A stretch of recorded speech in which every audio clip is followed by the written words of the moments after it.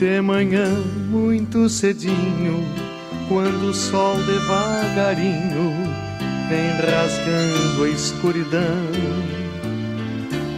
ouço a voz da pionada no galpão arrinconada em roda. Estamos já na terceira semana do mês de fevereiro, carregando uma seca brutal aí para toda a nossa região. O cálculo estimado em perda, lavoura e dinheiro vai chegar a 200 milhões por aí. Se fala em 250, outros falam em 300 milhões, uma perda aqui na região. Pegam mais de 7 municípios. Mais uma vez ficou consagrado que a soja, principalmente, é um ano bom, 2 ruins. Uma pena, mas a nossa região aqui está numa situação entre clima tropical e temperado. Aí veio a dona Laninha e estourou a boca do balão, deixou o pessoal sem água. Eu não sei o que será dessa gente que financiou a lavoura, desse pessoal que vai entrar num processo de novo de perda de dinheiro. Mas vamos ver o que vai acontecer. Vamos ver. O preço do gado está razoável. O leite, para variar, um precinho pequeno para o produtor. A soja está vendo uma reação no mercado internacional. O milho, a preocupação é muito grande em Santa Catarina, porque ela depende do milho do Rio Grande do Sul e do milho do Paraná. Então ela fica no meio, vamos ver o que vai dar. Meus amigos, hoje, a convite nosso, nos acompanha o Giovanni Tense, engenheiro agrônomo, doutor da Embrapa. Por que houve esse convite? É um prazer ele estar aqui conosco. Ele esteve um período razoável, ele vai contar para vocês, esteve na Holanda, fazendo doutorado, né? Exato. Fazendo doutorado na Holanda, numa área que a gente vem trabalhando há muitos anos nisso, que é a interligação entre lavoura, floresta e pecuária. Isso é um assunto extremamente interessante, tem as suas complexidades. O pessoal acha que isso aí é como tocar violão, o início é uma barbada, depois começa a complicar. Entende? Eu gostaria de ouvir, primeiro, Giovanni, conta um pouco do teu trabalho lá na Holanda, que deve ser um país bastante interessante. Eu não tive a oportunidade lá ainda, mas é sui generis, né? Porque eles brigam com a água como nós brigamos aqui com a febre amarela. Bom, saudação Gonçalves, saudação aos telespectadores. Um tempo atrás, um colega da Embrapa, um produtor, também perguntou: Tiago, o que tu foi fazer na Holanda? Né? Eles não plantam arroz, eles têm 6 meses de frio, de inverno. Né? Eles têm muitas coisas parecidas. Bom, a Holanda é um país pequenininho da Europa, né? Fica na borda do Oceano Atlântico, de costa para a Alemanha. Né? Foi dizimado na guerra. Né? É verdade. Se reestruturou, se reergueu. Né? Na Segunda Guerra, a gente fala. Né? E o que eles têm em comum com a nossa região aqui da metade sul é a questão das terras baixas. Né? A Holanda é um país que tem 26% da área está abaixo do nível do mar. Não é no mesmo nível, é abaixo do nível. Né? Se você colocar a área que está praticamente no nível do mar, em que são planos, que nem um campo de futebol, é mais da metade do país. Né? E aquela gente, na verdade, vem praticamente há 1000 anos já trabalhando em terras baixas, né? Em áreas que são muito parecidas com as nossas terras baixas. Né? Então eu posso dizer o que o Giovanni foi fazer lá. Eu fui aprender um pouco com os holandeses, ver o modo deles trabalhar nas terras baixas da Europa, que é uma condição bem mais difícil que as nossas. Só né? Eles têm praticamente 6 meses lá ou é muito frio no inverno, neve, né? Não se cultiva nada, e a luz lá é muito curta. O dia no inverno não cresce nada porque é frio, porque não tem luz, né? Então eles têm que produzir naquele pequeno espaço de tempo que resta, né? E eles são muito eficientes nisso, né? E deu para ver lá algumas coisas que eles fazem, né? Algumas maneiras de medir a eficiência da agronomia lá, que dá para a gente aplicar aqui, né? Eles não plantam arroz lá, não plantam arroz, mas plantam milho, plantam batata, plantam uma diversidade de culturas, muitas delas a gente tem aqui, né? E o interessante lá é o manejo, como que eles fazem para cultivar, né? Cultivos, né, que são muito sensíveis ao encharcamento, exemplo do milho, né? Comentasse o preço do milho, enfim. Um sistema muito eficiente de drenagem, esse é o grande segredo deles, né? Aqueles moinhos que existem lá, sim, basicamente é para tirar a água. Hoje em dia são mais modernos, são elétricos, né? Mas a função é tirar a água daquelas várzeas lá, né? Que eles têm o problema todo, né? Estão sempre em alerta a questão da subida do oceano, enfim, tem um programa muito grande de manejo dessas águas, né? Só para trazer para os telespectadores alguns números, né? É um país que tem 17 milhões de habitantes, o Rio Grande do Sul tem 11, né? E são, em termos de tamanho, é 5 vezes menor que o Rio Grande do Sul. Praticamente é metade da nossa metade sul, né? Uma densidade de gente por quilômetro quadrado, mais ou menos 500 pessoas. Aqui no estado nós temos 40 pessoas, né? Então vai dizer, os holandeses vivem tudo amontoado. Não, vivem muito bem, porque o planejamento urbano, rural deles é uma coisa fantástica, né? Eu trouxe alguns números, eu tenho uma cola aqui, né? As propriedades lá têm em média 26 hectares, são salvos, né? Praticamente todas elas têm problemas de encharcamento, né? Exceto na região próxima da Alemanha, que representa muito pouco em relação ao país, né? Aqui na metade sul a gente tem propriedades com em torno de 100 hectares, na metade norte a média é 35, 37 hectares, né? Não é tão diferente naquela região da Europa do que a situação que a gente enfrenta aqui no Rio Grande do Sul, especialmente nas áreas baixas, né? O que eles têm de interessante que a gente aprendeu é o nível de eficiência da agricultura, né? Uma situação, assim, diria, talvez bem mais difícil que a nossa aqui, né? Eu trouxe alguns números, né? Mas interessante, no ano 2000, e por volta de 2000, né, eles viram que eles estavam muito dependentes em importar comida, né? Terra baixa, dificuldade, inverno, importando praticamente 100% do que consumiam, né? Uma coisa que a sustentabilidade, enfim, a viabilidade, só eles perceberam, então alguma coisa está mal, né? E fizeram um grande pacto nacional junto com as instituições de pesquisa, universidades, né? De 20, 25 anos, produzir o dobro utilizando a metade dos recursos. Isso na agricultura. Sim. Né? Vendo? Em 15 anos eles superaram essa meta, né? Passaram tranquilamente produzindo bem mais que o dobro do que era no passado e consumindo bem menos recursos. Fazendo como? Investindo em pesquisa, em treinamento com os produtores, né? Em diversificando a produção nas várzeas. Isso é uma coisa que deu para ver. Isso aí é aberto na internet, é só olhar números, né? Eles mostram isso com toda a franqueza, assim, qual foi a grande mudança, é diversificando a produção nas áreas baixas, né? Aí que vem toda aquela história das flores, das tulipas, que são muito bons nisso, mas eles têm muita produção em áreas baixas também, né? Então, dando um panorama assim, né? Eu acho que a gente tem algumas coisas interessantes lá, eu passei 4 anos lá, praticamente, 3 anos e 9 meses, né? Fiz a tese de doutorado lá, levando informações, levando todos os dados dos sistemas de produção aqui, que a gente conduziu por praticamente uma década aqui, em áreas de arroz com soja, ou em áreas sem arroz, mas em terras baixas, algumas alternativas, opções de produzir nas várzeas, né? E levamos esses números lá para eles nos ajudarem a analisar isso aí, né? Esse foi o grande trabalho da tese, até eu trouxe um exemplar que eu deixo depois para o Gonçalves. É em inglês, mas eu prometo, eu estou traduzindo para o português, e vai ser um livro, acho que bem interessante, sobre essa questão da eficiência da agricultura em áreas de terra. Isso aí é uma coisa interessante, porque nós aqui, perante um país desse porte, aí nós somos quase medievais. Entende? São coisas que chamam a atenção.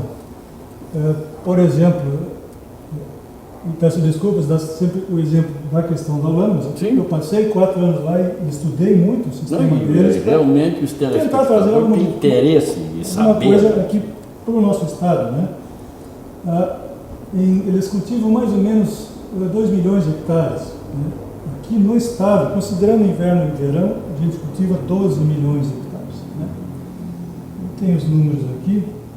Mas o produto interno, o dinheiro que gera a agricultura holandesa em 2 milhões de hectares é coisa de 170 bilhões de dólares. Né? Aqui no estado, em torno de 40. Eles são 6 vezes menor a área e 4 vezes mais eficiente em produzir dinheiro a partir da agricultura. Né? A base, repito, e a gente na Embrapa tem insistido nisso nos dias de campo, é a questão da diversificação, né? E fazer as coisas bem feitas. Né? Não adianta só diversificar, botar soja nas terras baixas, tentar botar um milho, e às vezes esquece de fazer a questão da drenagem, aí dá uma perda e a gente sabe, o produtor tem um custo muito alto, né? O risco envolvido está todo nas costas do produtor, né? E isso que a gente tenta sempre alertar. Né? Vamos diversificar, vamos botar soja, mas temos que fazer o trabalho bem feito. Né? Isso nem sempre é uma briga de muito tempo. Né? Esse caso que tu falaste da Holanda aí, o tipo de solo deles, solo bom, porque aquilo aí foi recuperado do mar, né? Muita coisa foi... Nessa parte que vamos dizer abaixo do nível do mar, eles trouxeram terra das áreas mais altas, né? Isso aí faz 50 anos que eles estão trabalhando nisso, né? E a primeira animais que colocaram foram ovelhas, né? Em função do esterco da ovelha ter uma qualidade boa para melhorar o solo e em função do peso da ovelha também, peso densidade por área, para compactar, para a questão da água, para evitar brotar água de baixo para cima. Né? Então, eles, mais ou menos 30% do país foi construído. Né? Eu agora me esqueço o termo que eles usam, reclamamos. Eles reclamaram do mar, é o termo que eles chamam. Né? Eles realmente fecharam uma parte do mar, colocaram terra e construíram ali praticamente 30% do país. Né? É uma tarefa assim, né, bastante audaciosa, né, mas é interessante. Né?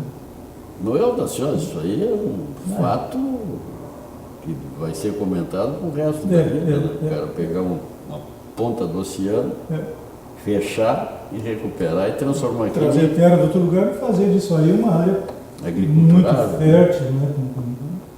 Evidente, eles colocam fertilizantes, eles trabalham, né? Deus não deu de graça. Tem um custo bastante alto de manutenção dessas áreas, né? Assim como o nosso produtor tem que fazer o balanceamento, trabalhar a área para manter ela produtiva, eles também têm a mesma situação. Né? De modo geral, os solos deles são um pouco mais férteis que os nossos, né? Porque no inverno faz bastante frio, né? Então a matéria orgânica se conserva um pouco mais. Né? Eu posso dizer que aquela parte da Europa do Norte, né, eles têm uma fertilidade um pouco privilegiada em relação à nossa.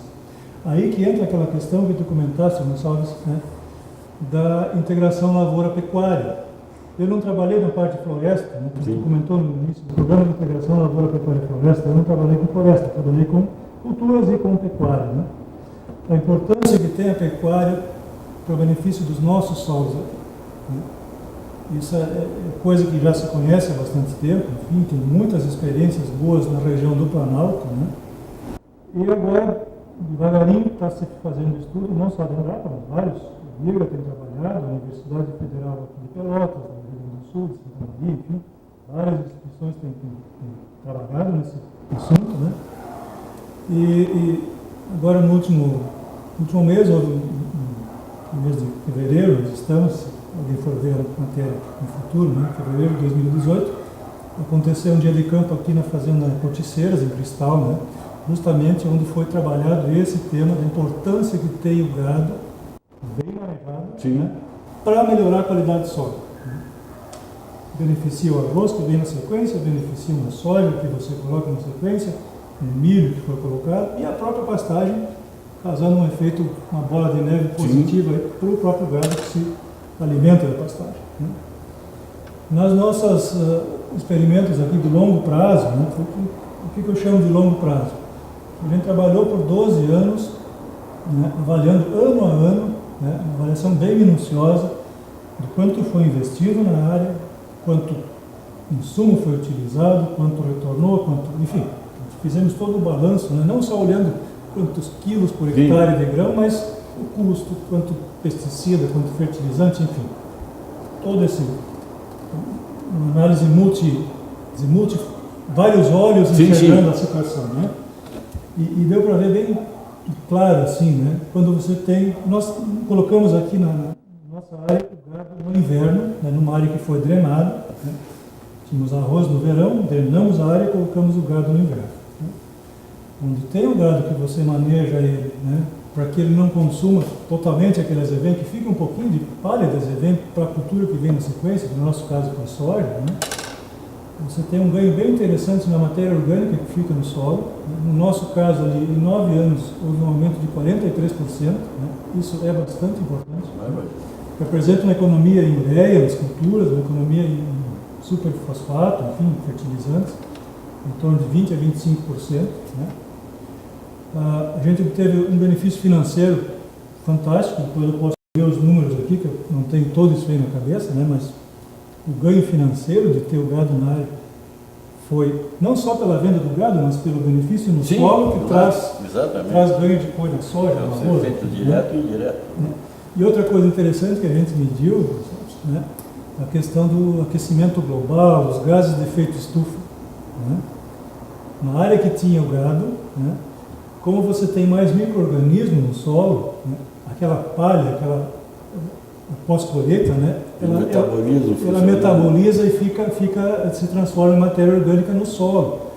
Ao contrário, quando nós não tínhamos o gado, né, logo depois da colheita você tem uma bela de uma massa, mas aquilo se decompõe e vai para a atmosfera. Né? Então, até do ponto de vista desse aquecimento global, gás de efeito estufa, a gente mediu um gado bem manejado traz benefícios mais benefícios a nível mundial. Exatamente. O efeito estufa ocorre para todo mundo. Né? Mais ou menos não diria desmistificando, mas trazendo um pouco de luz, né, nessa questão de o gado é um vilão na questão do efeito estufa. Não é bem assim. Né? Se você maneja ele com boas práticas, né, não deixando ele consumir toda a palhada, né, deixando a terra se recuperar um pouco, né? Principalmente o aveia, a gente trabalhou com aveia também, né? O efeito, em termos de efeito estufa, né, o benefício era importante. Né? Se maneja mal, evidentemente, a consequência não é tão boa. E aconteceu aqui, independente disso, que faltar grão, né? A nossa gente não é cooperativa. Isso aí é muito pesado. É um fator cultural também, né? Cultural muito pesado. O pessoal trabalha aqui, é conservador, então para mudar a forma dele trabalhar é complicado. Além disso, ele não se junta. E não tem cooperativa. As que tiveram, morreram. Isso é um fator também que... Então, da galinha, quer dizer, a resposta do cara realmente disse, não, isso aqui é um baita lucro. O lucro nosso mesmo é externo. São ganhos secundários, né? Tem. O benefício de ter a diversificação não é que nem a nossa situação, os nossos experimentos, né? O grande ganho financeiro que nós tínhamos da pecuária não era pela venda do gado, mas pelo benefício que o gado dava na soja. Exatamente. São certas coisas que... Eu cheguei e disse, pô, aí tá agora que eu estou entendendo porque todo mundo entra no mercado, né, de produzir galinha. Porque aquelas culturas que eles têm lá usam o esterco. Inclusive tem regiões nossas aqui de terras baixas que compram o esterco. Que é altamente muito bom, é excelente, mas nós avaliamos essa questão do aproveitamento do tempo que tu está usando a tua área para produzir alimento, enfim, Exatamente. em função da terra, né?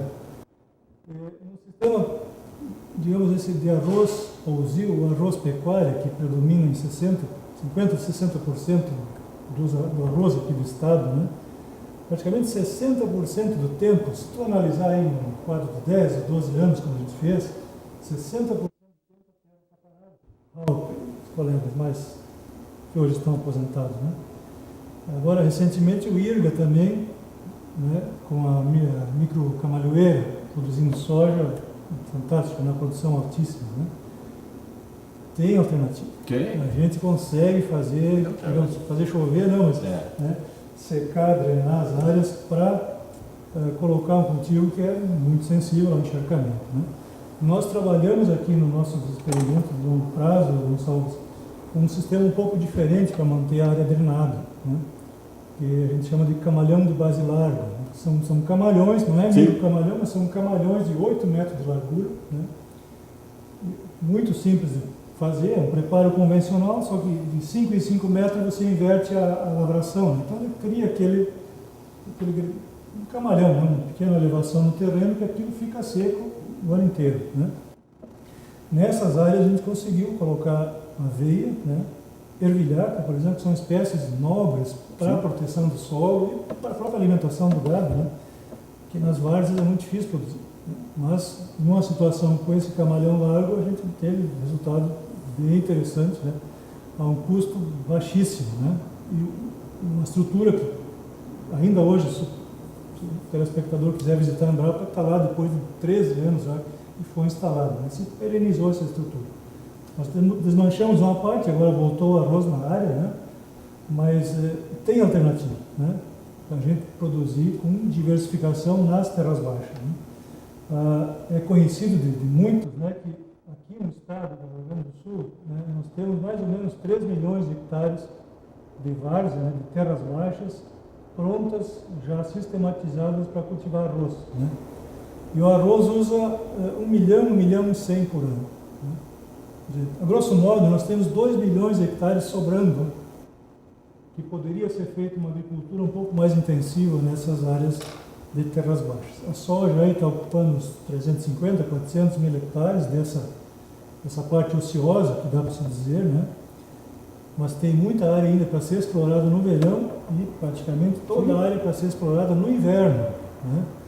É aí que a gente, mais para o futuro, um passo mais audacioso, eu diria assim, é a ocupação do inverno nessas áreas de terras baixas. Nós temos tecnologia para isso, né?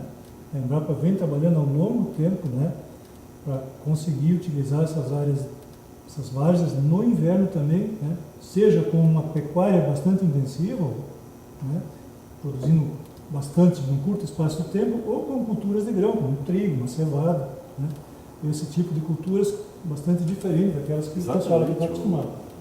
A cevada cervejeira, o que está se fazendo de cerveja aí hoje, artesanal e industrial, é uma coisa de louco, né? Nós temos oportunidades bem interessantes aí, né? E são culturas, sabe, né, que não exigem um maquinário muito diferente do que já se tem aqui. Né? Não envolve uma grande mudança, né, né? Claro, existe um certo aprendizado dos produtores, de assistência técnica para essas culturas, mas eu diria assim, a maquinaria está toda aí, a terra é a mesma, os fertilizantes são os mesmos, os pesticidas, os produtos, muitos são os mesmos que se usam, né?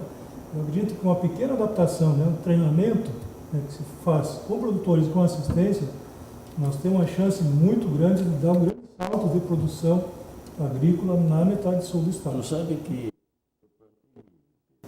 Uma coisa interessante, aqui na metade sul, de modo geral, nós ainda temos bastante onde expandir, né? Mas são pouquíssimas áreas no planeta que tem uma condição assim de facilidade de expandir, de crescer em área, né? E essa busca de produzir mais por área é interessante. Uma parte, eu como agrônomo, eu vejo assim, interessante, no mesmo hectare você produz muito mais, né? Agora, às vezes eu penso um pouco mais crítico, né? Poxa, mas isso aí tem um custo bastante alto, então todo custo, até na hora de colher, está na carga do produtor, né? E às vezes o produtor não se dá conta disso, ou se dá conta e é convencido que isso não é problema, mas agora nós estamos aí com a seca na soja, né? O produtor já fez o custo, antecipou venda. Já está com a dívida e não está com o produto ainda colhido, de se colher. Essa é a história que eu vejo, formando há 50 anos, a história que eu vejo é o seguinte: o governo federal se beneficia com as produções nossas, mas não dá o mínimo para o nosso pessoal que produz. É uma carga de imposto em cima, é um negócio louco, é um negócio que, se o cara vai para o lápis, senta, vou produzir, mas vai para o lápis, não, para aí. É muita coisa para o meu caminhãozinho, a conta que eu tenho que pagar. Nós na ponta do lápis, né, a gente fez os nossos estudos aqui, e trago os números aqui, né? O lucro líquido médio, né, nessas 10 safras aí das lavouras, né, média por hectare por ano, né? Quando nós tínhamos, voltando agora na parte da pecuária, integrado com lavouras de grão, né? Quando a gente tinha a integração lavoura-pecuária, na média geral, sobra por hectare, na nossa situação, R$ 680 por ano. Espetacular. Onde você não tinha lavoura-pecuária, entre 470 e 500, dá 15, 20% a mais. Né? Com soja, arroz com soja, na situação segunda que eu comentei. E onde nós tínhamos somente arroz, 3 anos de arroz, 3 anos de pauzil, que é o sistema que predomina na grande parte. R$ 159 de lucro por ano. Isso mostra a importância de se ter alternativas, de ter opções. Exatamente. Mais entradas de dinheiro na propriedade. Né? O grande problema que nós temos aqui, Giovanni, é o seguinte: 80% dos produtores são arrendatários. Então, ele corre no fio da faca. Né? Esse é um fator que... Até tem um gráfico interessante no livro aqui. A gente construiu assim o cenário das dificuldades de se fazer uma agricultura mais diversificada, enfim, um pouco mais melhorar a eficiência geral nas áreas baixas, né? E um ponto que muitos produtores tocaram é essa questão do arrendamento, né? É só em função do custo do arrendamento, e não é só esse o problema, né? Um problema oculto que essa situação traz é o seguinte: ele bloqueia uma boa parte dos investimentos de longo prazo que essa área precisaria. Né? Um calcário, por exemplo, ou uma fertilidade, colocar os nutrientes visando o sistema de produção de 5, 6 anos, né? Ou um investimento mais aprofundado, mais sério em drenagem. Né? As duas partes têm que combinar e nem sempre a gente sabe que isso acontece. Não, né? acontece. O pessoal é extrativo nesse aspecto. Então o que acontece? O cara vai trabalhar, precisa, gosta, já tem o equipamento, que eu digo hoje para montar uma estrutura de granja é 500 mil reais, no mínimo. O mínimo. Então ele já tem isso, a renda.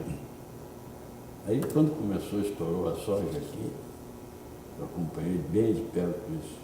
Qual é o valor do arrendamento? Perguntava para ele: como é que tu calculou esse arrendamento? Não, é 10 sacos. Não tem que estar pagando 12. Faz o cálculo aí. Quanto sobra no final da safra? Tu quer que o cara não te pague? Simplesmente ele vai puxar os dados que tem, onde o arrendamento é tanto, e vou te pagar tanto e acabou. Então, isso aí aconteceu. Esse pessoal que veio lá da Serra mesmo, 3 ali no Arroio Grande que fugiram. Foi embora. Por quê? O arrendamento era altíssimo, a produtividade dele não compensava. Sabe uma coisa? Vai me cobrar lá na Serra. Agora, esse trabalho de vocês aí é extremamente interessante, porque O que nós temos hoje? Eu sou conselheiro do CREA. A grande dificuldade que nós estamos passando é o que se refere a criar o engenheiro que as universidades têm. Como tem hoje aqui no Estado, umas 20 universidades, faculdades de agronomia, os currículos são diferenciados. Isso aí está gerando uma série de probleminhas. Porque, vamos dizer, no caso do agrotóxico, não existe um trabalho dentro da universidade de ensino. Isso aqui, esse é o problema. Você, para receitar, tem que estar muito bem informado. E sabe qual é o problema que nós temos dentro da Câmara de Economia? Receituário mal feito. Eu trabalhei em cooperativa, antes de entrar no Embrapa, no tempo, eu fui assistente técnico de cooperativa, lá no Planalto. E boa parte das receitas, na verdade, é um programa de computador que sai automático ali, né? Está faltando muito isso que você falou, né? Primeiro, um conhecimento bastante mais aprofundado. Exatamente. Né? Da situação, das lavouras, né? E aquele conversa do agrônomo, do técnico com o produtor, né? Para saber exatamente como é que está a situação da lavoura. Tem realmente praga que justifique você investir, você aplicar, você colocar o avião, enfim, para aplicar determinado produto, a praga não está no nível que precisa, né? Hoje em dia, até a Embrapa tem discutido, enfim, algumas situações, né? E tem sido criticada, a gente tem uma postura assim, em termos de manejo de pragas, né? Se não tem a praga na lavoura, principalmente insetos, né? Você não precisa aplicar. Você vai tomar remédio se não está doente? Mas é a pressão da venda.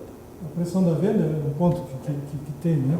O outro ponto é aquilo que tu falas. Os nossos agrônomos, às vezes, poderiam ter um conhecimento um pouquinho mais aprofundado sobre esse tema que é muito importante aqui, especialmente nas terras baixas, em função da quantidade de água que a gente tem na beira da lavoura, né? É muito fácil, né, órgãos de defesa de ambiente, promotoria pública, enfim, às vezes enxergar isso aí e causar uma grande complicação para o produtor. Né? Causa.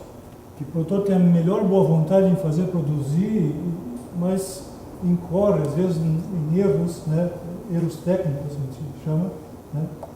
Aplicar produto que não precisa, na hora errada, esse tipo de coisa tem acontecido com uma frequência bastante grande, é bastante preocupante isso. Né? É preocupante isso. Eu tenho acompanhado lá na Câmara de Agronomia, eu vejo cada coisa, colegas nossos indicando produtos que não é para aquela lavoura. Aí eu cheguei e perguntei para ele, isso aqui vocês tinham no estoque? E queriam descarregar o estoque? Mas, Giovanni, chegamos na porteira. Te agradeço muito a tua presença aqui. Esse pessoal vai ficar sabendo o que é a Holanda, né? O trabalho de vocês lá dentro da Embrapa. Uma tese de doutorado lá na Holanda deve ser, inclusive, dificuldade de idioma, né? De conseguir se entrosar. É muito fácil aprender. O cidadão, depois dos 40, é muito fácil aprender um idioma diferente, né? Não, e deve ser um relacionamento, nós latinos, ele europeu. De vez em quando tem uma certa superioridade. Exatamente. Vamos lá para aprender a conviver com isso. Mas é do jogo. Faz parte. Meus amigos, Cidade Rural, cidade agradece muito as informações rurais que o Giovanni nos trouxe. Até quarta-feira que vem, se Deus quiser.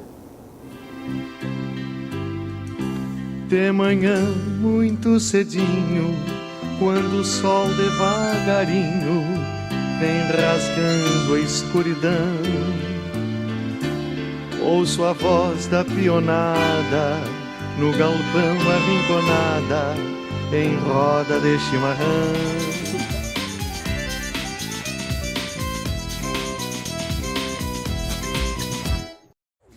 Olá, seja muito bem-vindo. Começamos agora mais uma edição do programa Terra Sul, esta que reprisa as principais reportagens, os melhores momentos do programa em 2017, no ano que passou.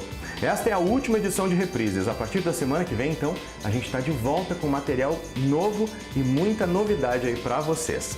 Mas voltando ao programa de hoje, vamos relembrar então esses momentos interessantes aqui do programa em 2017. Reveja novamente a reportagem que mostra as novidades de mais um dia de campo na Estação Ecológica do Taim. Reveja também como foi a Festa Municipal do Morango aqui em Pelotas, sediada no distrito de Monte Bonito. Vamos relembrar também o 12º dia de campo sobre agroecologia aqui em Pelotas, com muita novidade bacana sobre o assunto. E por fim, vamos relembrar a história da Escola Família Agrícola, a EFA-Sul. O programa Terra Sul é uma parceria entre Embrapa Clima Temperado e Escritório Regional de Emater aqui no município de Pelotas, no sul do Rio Grande do Sul. Mais uma edição com reprise das principais reportagens e dos melhores momentos do programa em 2017 está só começando agora. Fique com a gente!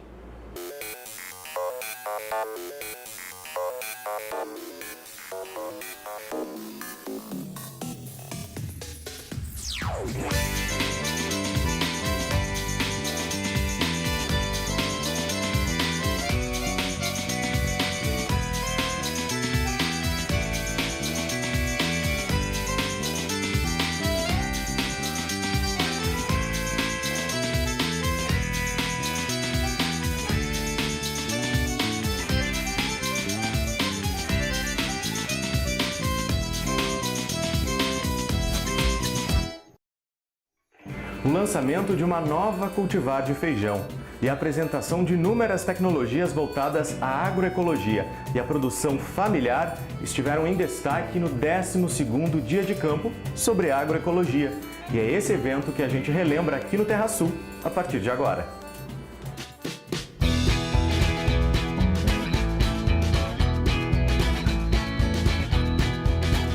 Esta área em Pelotas, no sul gaúcho, é referência em agroecologia.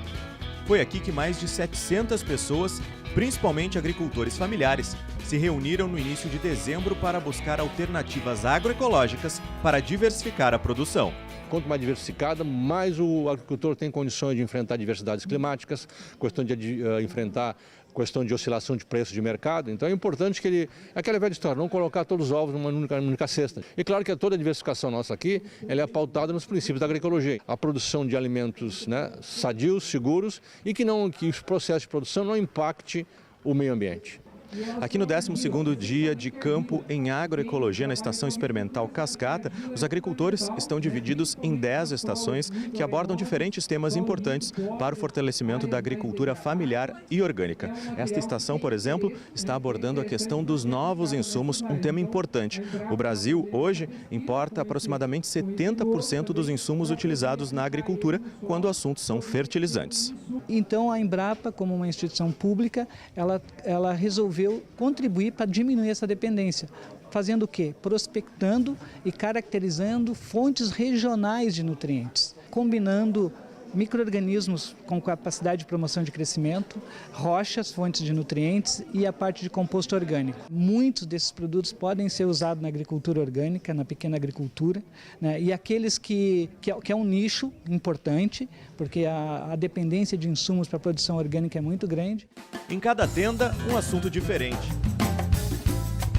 Nesta, a geração de energia elétrica no campo, a partir de fontes renováveis. Esta outra abordou a produção de cana-de-açúcar.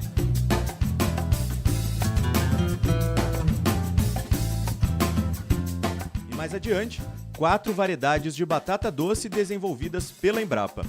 A BRS Gaita, novidade que deve ser lançada no ano que vem, é voltada para a produção de biocombustível. Tem tamanho, é uma batata muito grande, muito produtiva, em torno de 75 toneladas por hectare, e tem uma alta concentração de amido, em torno de 26%, que é o ideal para a produção de álcool.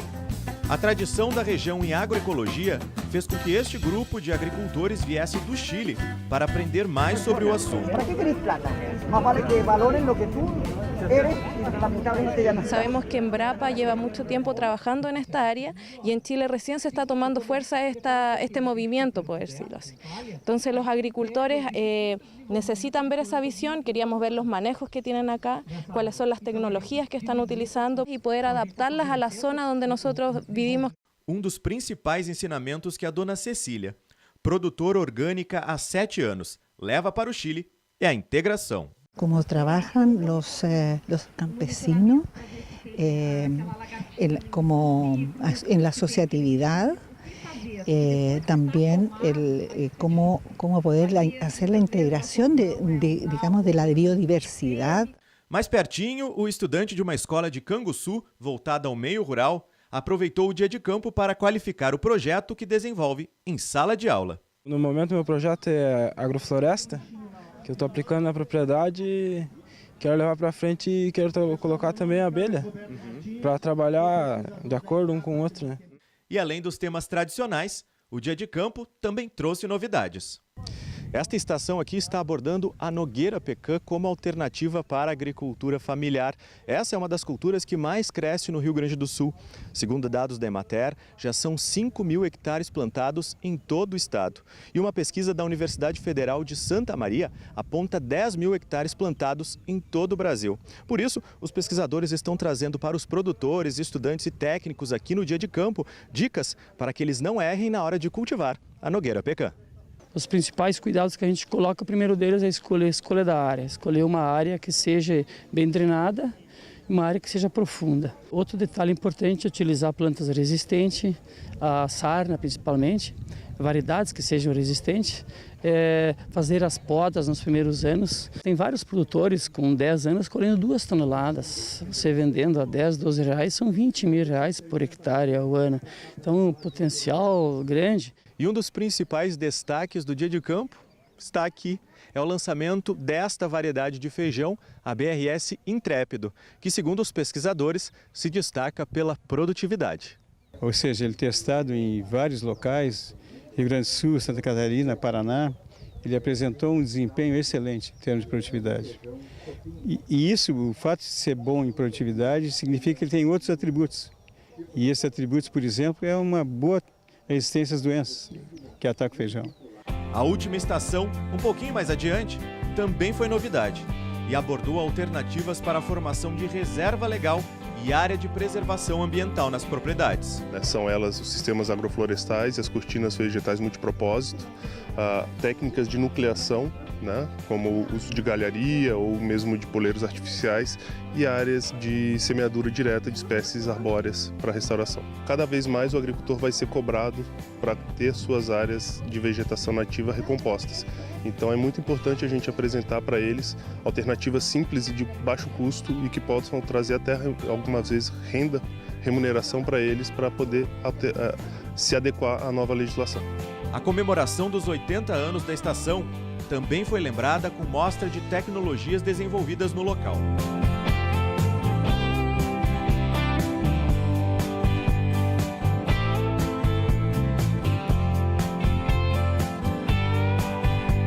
Um representante da FAO ainda fez a entrega de um certificado ao pesquisador pelo trabalho com a preservação de sementes crioulas e seus guardiões. As sementes crioulas são fundamentais, né, nesse processo de avanço da agricultura agroecológica, né? Sem esse processo, nós enfrentaríamos um crescente avanço das sementes transgênicas, né? O que sabemos todos nós que traz uma série de dificuldades, uma série de desafios para os agricultores familiares. O Dia de Campo em Agroecologia foi uma promoção da Embrapa com o apoio do Centro de Apoio ao Pequeno Agricultor, o CAPA, e Emater RS. A todos os pesquisadores e funcionários da Embrapa.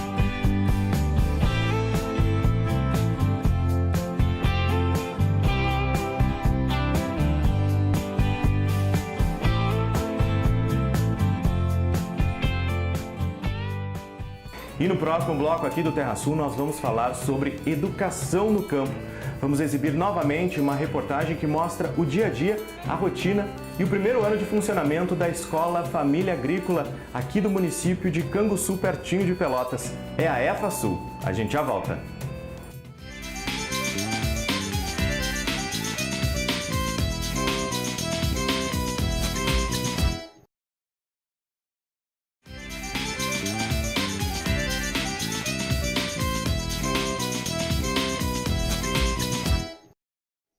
No município de Canguçu, existe uma escola alternativa que tem feito a diferença na vida de muitos jovens rurais. É a Escola Família Agrícola. Na reportagem a seguir, a gente relembra um pouco da história dessa escola e o primeiro ano de funcionamento aqui no município de Canguçu. Giz, quadro, cadernos. À primeira vista, uma escola normal, mas a EFASul tem alguns diferenciais. Por exemplo, já pensou ficar uma semana inteira na escola e depois ficar uma semana em casa? Ou quem sabe ter uma trilha ecológica dentro das dependências da sua escola?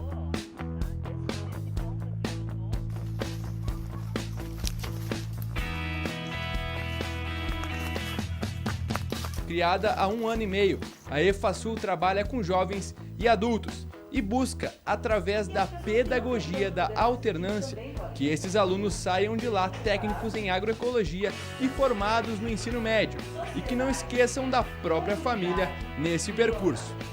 Trabalhar tempos complementares com a construção do conhecimento, ou seja, aqui nós trabalhamos com o tempo comunidade, que é quando o aluno está na sua casa, na sua comunidade, com seus familiares, desempenhando as atividades que foram desenvolvidas durante o tempo escola, que é o momento de uma semana, em que o estudante fica na escola desenvolvendo as disciplinas teóricas e práticas, sempre buscando aliar com a realidade e com as necessidades da família e da comunidade ao qual cada um pertence. O método serve para que eles unam o útil ao agradável. Enquanto estudam matérias agrárias e ecológicas, já podem aplicar na prática esse conhecimento em suas propriedades. A gente tem nesse grupo de estudantes tão diverso em idade, em costumes, em culturas, hábitos e histórias, a diversidade, que é o que nós precisamos para construir um conhecimento diverso e que é a base para a gente trabalhar a agroecologia aqui no nosso território, que é tão rico exatamente por isso, porque traz essa diversidade de pessoas, de culturas, de hábitos e também de natureza. E a EFASul, além de um local para construir saberes, também pode ser uma ótima oportunidade para conhecer pessoas, né, gurias? Elas são amigas, a Eduarda, que é quilombola, e a Jordana, que é descendente de pomeranos. Como é que nasceu essa amizade? Não tendo preconceito uma com a outra e respeitando os espaços, como também da comunidade, respeitando a cultura uma da outra. E como é que é o aprendizado aqui? Como é que é voltar para casa depois de passar uma semana aqui? É muito bom, porque tudo que a gente aprende aqui a gente tenta colocar em prática em casa, nas nossas propriedades ou na nossa comunidade, e é muito bom. A escola também incentiva que cada aluno traga, para dividir com os colegas, alimentos preparados em suas propriedades. O almoço conta com uma variedade de sabores de dar inveja em qualquer restaurante. E não é só a alimentação que tem esse diferencial. O pessoal também se reveza para deixar tudo limpinho. Então, durante toda a semana, esses grupos eles são sorteados. Então, nós temos os coletivos de trabalho que trabalham com a alimentação, com a parte das agrárias, cuidando da horta, das frutíferas, e também com aqueles grupos que trabalham com a limpeza, com a higienização dos espaços. Isso tem funcionado muito bem, inclusive nas respostas que a gente tem ouvido dos pais, né, das famílias, de como o comportamento desses estudantes mudou nesse 1 ano de Escola Família Agrícola em relação a como os estudantes se comportavam nas suas casas e nas suas propriedades. A EFASul, além de ser considerada a segunda família para os estudantes, também tem alunos que convivem com a própria família aqui dentro, como os irmãos Felipe e Lucas. Lucas, como é que é essa relação de irmãos aqui dentro?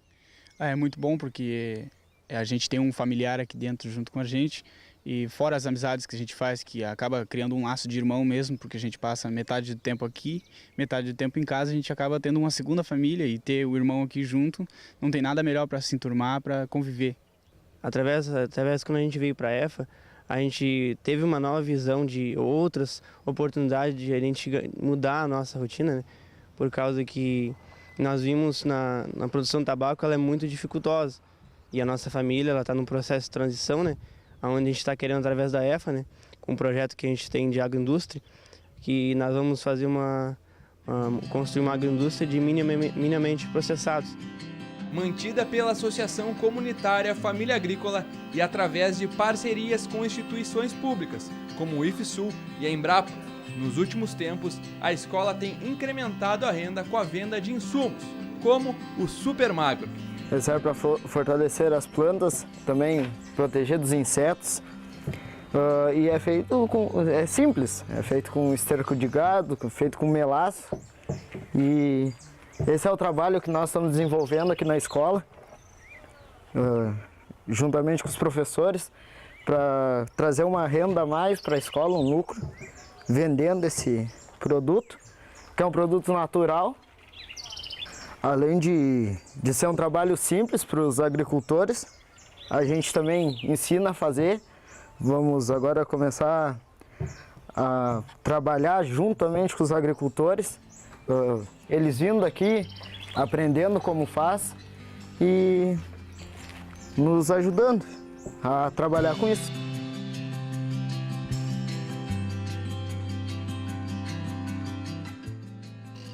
Essa roda que está acontecendo agora é realizada 3 vezes ao dia, sempre antes das principais refeições.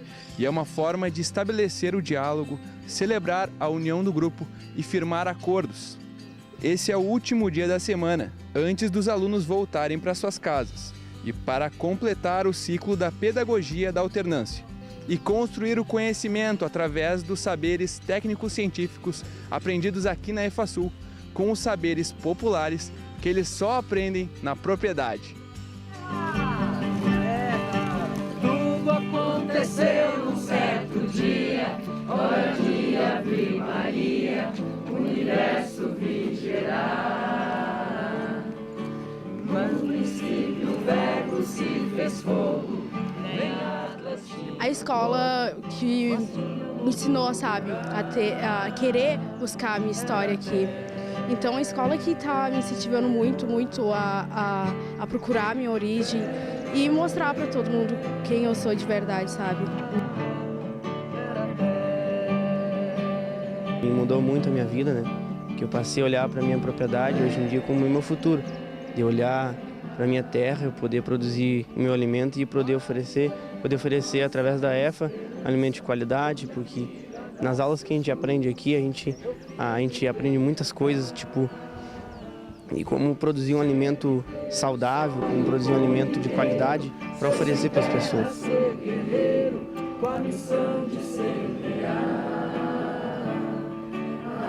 Eu acho que essa escola tem tudo para dar muito certo, sabe?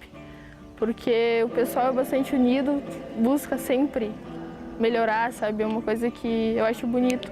E a união também que tem dentro da escola. É uma coisa bem legal, que não é comum, sabe? É diferente.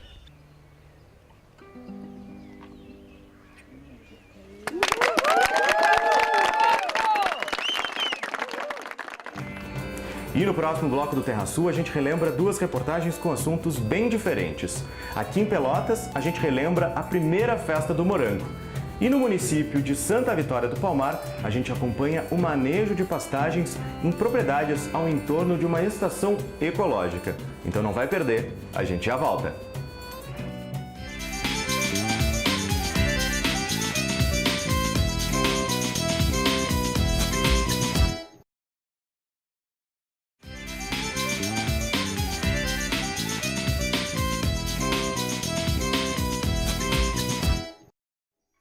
Ao entorno da estação ecológica do Taim, no município de Santa Vitória do Palmar, existe uma zona de amortecimento e tudo que os produtores fazem por lá pode ter impacto nessa estação. Por isso, a Embrapa desenvolve atividades de pesquisa com o manejo de pastagens, melhorando a produção e ainda contribuindo para a preservação do meio ambiente.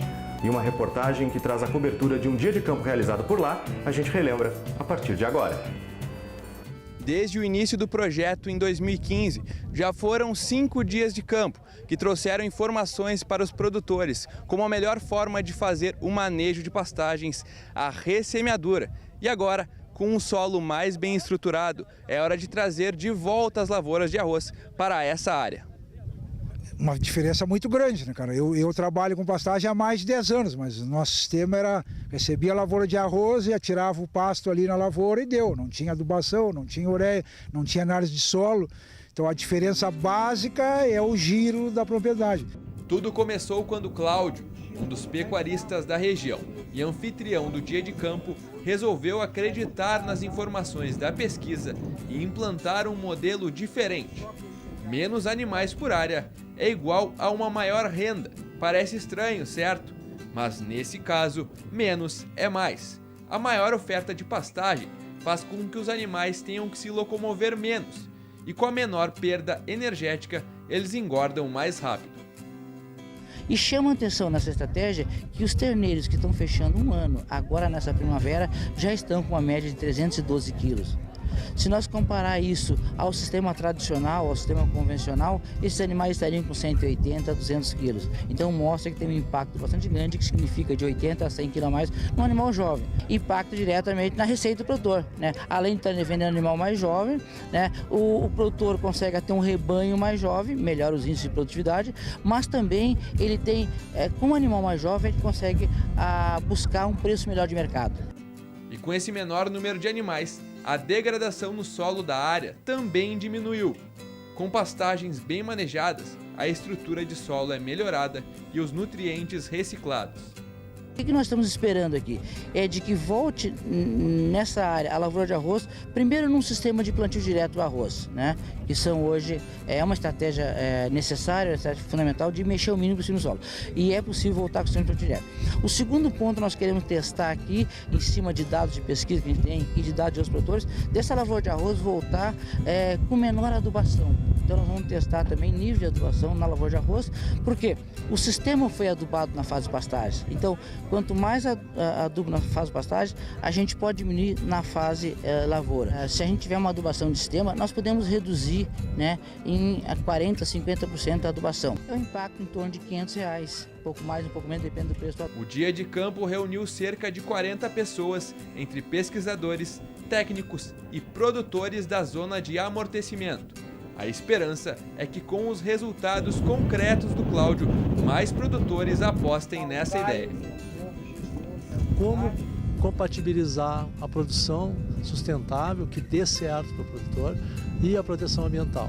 E aqui é um grande exemplo aqui no Brasil, né? Então nós vamos levar esse exemplo, adaptar ele, né, para as diferentes situações e estimular as unidades de conservação a buscarem também esse tipo de alternativa. O nosso trabalho é mostrar o nosso resultado. Nós estamos aqui mostrando os resultados. A gente não esconde números. Agora, a decisão de investir é deles. Eu acho que se alguns deles tomarem a decisão de investir, nós já vamos nos sentir recompensados.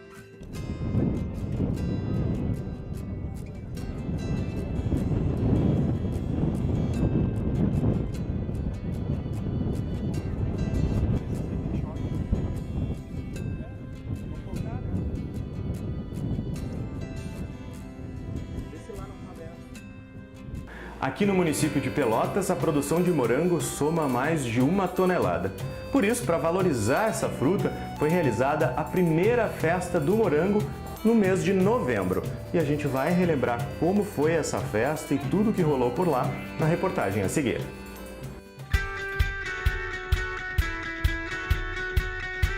O fim de semana do evento foi ensolarado e de grande movimento na localidade da Gama. Mais de 6.000 pessoas visitaram a Festa da Fruta, que é uma das favoritas da estação. E além, é claro, de muito morango, a programação contou com bailes e apresentações musicais. A cultura do morango ela está se expandindo, né? Os produtores estão organizados. E quem trabalha nessa organização, além da nossa secretaria, principalmente a Emater, a Embrapa, a Universidade Federal. E essa organização nos dá a segurança de que nós vamos ter uma expansão no cultivo desse produto. E o resultado financeiro que nós estamos tendo, tanto na comercialização na semana passada nas cidades, como o que vai acontecer hoje e amanhã, também nos dão essa certeza de que nós estamos no caminho certo e que nós estamos estimulando um cultivo que pode trazer um benefício grande para os agricultores. Nos espaços da Emater e da Embrapa Clima Temperado, o produtor pôde ampliar seus conhecimentos sobre a cultura e sobre o sistema de produção semi-hidropônico em uma estufa demonstrativa. E o evento é uma oportunidade também de inovar com a fruta. Aqui a gente pode ver diversas receitas diferentes, como é o caso do sacolé ou, como é chamado por muitos, geladinho de morango. E aí, Lúcia, tá bom? Tá muito bom, tá gostoso, saboroso, muito bom mesmo, eu tô adorando. Todos os produtores têm receitas feitas em casa, invenções deles mesmos. É uma ótima oportunidade para mostrar o produto que foi feito. A gente tem o bombom cremoso, que é para comer de colher. É a mesma coisa que vai no bombom, mas que é pra gente comer de colher. O sacolé e a geleia. Na nossa banca a gente tem a geleia, feita com receita tradicional da avó. Também tem a cuca crescida, que a gente chama, que é a cuca colonial, que a gente também utiliza hoje o morango in natura para se fazer. Que vai basicamente ovo caseiro também, os produtos são todos caseiros, sem nenhum adicional. A gente também trabalha com uma torta, que é a torta de morango com chantilly, também o pessoal gosta bastante. O próprio espetinho de morango com chocolate e o próprio morango in natura também. Esta hoje ela ajuda principalmente no que precisa o produtor, é a questão da autoestima do produtor também. Então assim, hoje a gente tem uma autoestima muito maior com relação à festa, porque a gente tem um local onde consiga comercializar diretamente para o consumidor final. Então aproxima essa relação do campo com a cidade e isso traz benefício para todo mundo, porque o pessoal da cidade acaba conhecendo seus produtores e os produtores acabam conhecendo também as demandas que a cidade tem com relação aos produtos que a gente faz. A intenção agora é incluir a festa no calendário oficial da cidade. Uma festa grande, onde toda a colônia participa, as entidades participam, Emater, Embrapa, a prefeitura apoia também institucionalmente já esta festa, junto com a comunidade religiosa. Enfim, a comunidade como um todo está engajada nesta festa, junto com os produtores de morango. Há pouco estava conversando com a corte da festa do morango também. Então tudo isso representa o peso que tem esta festa e deve ser... Encerramos aqui então essa série de edições que reprisa as principais reportagens, os melhores momentos do Terra Sul no ano que passou, 2017. A partir da semana que vem a gente traz material novo, inédito, muita coisa bacana sobre o campo, sobre a pesquisa e sobre a extensão rural, especialmente para você que está em casa, no campo ou na cidade. Você pode entrar em contato com a gente pelo nosso e-mail cpact.terrasul@embrapa.br, pelos telefones 53 3275 8206 ou 3225 7700, ou pode pegar o seu telefone celular e nos mandar um WhatsApp pelo número 53 98131 5678. Você pode então nos mandar dicas, sugestões, o que você quer ver no programa Terra Sul a partir de 2018 e também dúvidas que a gente pode inclusive sanar no ar para você. Outra opção é o nosso canal no YouTube e a nossa página no Facebook. Como você pode ver aqui, tem bastante material que você pode acompanhar online e em 2018 a gente vai seguir abastecendo esses canais para você acompanhar a hora que quiser. Então é isso, tenham todos uma ótima semana e temos um encontro marcado a partir da semana que vem com mais material inédito, novas edições do Terra Sul abordando o meio rural, a pesquisa e a extensão aqui no Rio Grande do Sul para você. Um forte abraço e a gente se vê lá. Tchau, tchau!